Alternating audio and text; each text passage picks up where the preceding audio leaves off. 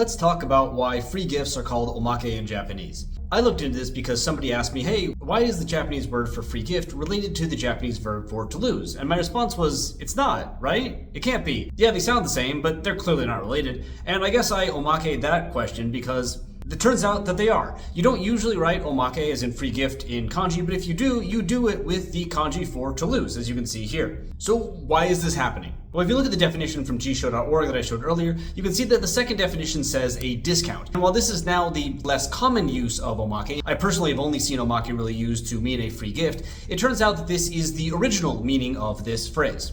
The timeline is a little confused here, but it is very clear that initially omake was used to refer to when a seller lowered the price as a result of losing haggling, hence omake. Sometimes, of course, losing haggling didn't result in the lowering of the price of something, but that the seller would give you something else or do you a favor, and therefore these sort of meanings got attached to the phrase. The problem is that Japanese people have been losing interactions in haggling for thousands of years, probably just like everyone else in the world. So the question is when this process, and then the process of giving gifts instead of lowering the price of something, actually got a name. There are a few stories that come up time and time again on the internet that you can find. Some people say that this started in Osaka because there was a lot of commerce going on there, which is plausible. And there's a number of people noting a specific pharmaceutical company during the Edo period that would give out free gifts, which is again plausible. Although these gifts didn't seem to be called omake, other sites note that dictionaries did not contain this word until quite later. And there's a third explanation that this is related to the sellers of something called tokoton ame. This was sold during the Taisho period, and as part of it, people would say, "Hai, omake ni tokoton ame."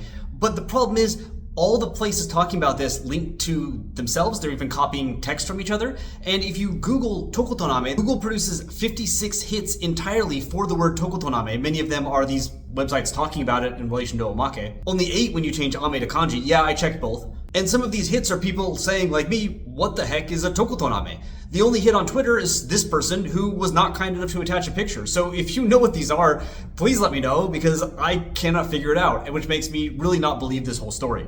I'm not saying it's false, and I'm not saying it's not the origin of it, but it seems pretty obscure. And even if this tokoton ame story is real, there's no question it's not the spread of omake to mean a gift throughout Japan, because whatever these candy were and whatever the sales pitch was, it was quite localized. Rather, source after source after source online, including Wikipedia, notes that the real spread of omake to mean a gift happened around 1920s, and it was due to the candy corporation Glico. Now, Glico started out making some caramel candy that became quite popular, and inspired by a practice of tobacco companies in Japan adding picture cards to their tobacco, often of pretty women, reflecting both the kind of gender politics and the assumed customer base of smokers at the time. Glico started adding in picture cards to their candy as a free gift. Yes, this link between the cigarettes and the candy is something that Glico mentions on their own website. These picture cards changed to toys in 1927, but neither these cards or these initial toys were necessarily called omake. Rather, the toys were known as mamegangu, a term that doesn't seem to exist anymore, but basically means bean-sized toy because they were very, very small toys.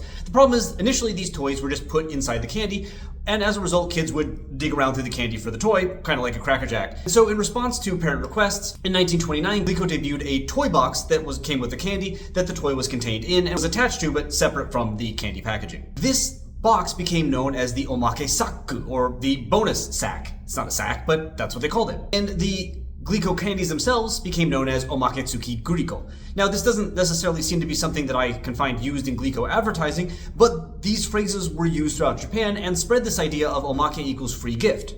Candy was popular, the free gifts were popular, and in looking for a word to refer to the free gifts, people decided on omake, spreading it across the country. And indeed, these omake are still present on Glico candies today. Interestingly though, despite that this Glico packaging decision is not, of course, the origin of giving away a free gift, but why we call free gifts omake in Japanese now, the website makes it absolutely clear that they do not want you to call the free gifts that come with their candy now omake.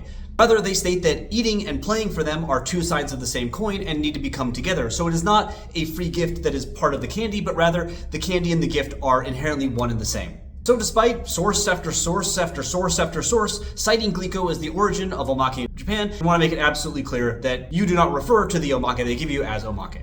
And I have no omake at the end of this video. I just found the story interesting and I made a video on it and now you watched it.